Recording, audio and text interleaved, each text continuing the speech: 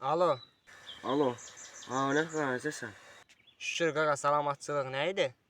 Heç bekarçılıq dedim görüm nə varsın. Ay qaqa, mən də ot biçməyə gəlmişdim mallara. Arabanı keçirdənmədim. Yol keçəndə açdı kanalı. Ot tökülüb. Sən canca kömək onu tez yığaq da hava qaralmamış. Ay nə?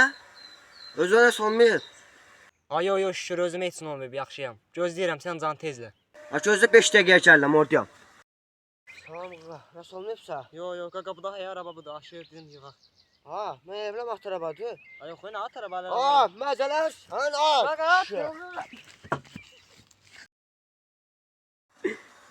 Ne deyəcəydim ama? Ay təməzələnmədin hə? Alo, ne kadar tersen? Ha.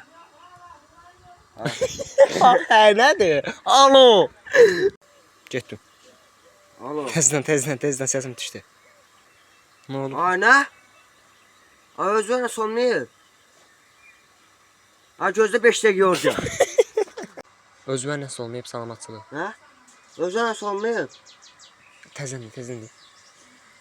Hə, özünə olmayıb salamatçılıqdır. Abi biraz şeyinlə, niyə xiyar? Özünə olmayıb qaqa, salamatçılıq da nə var, nə xəzəsən?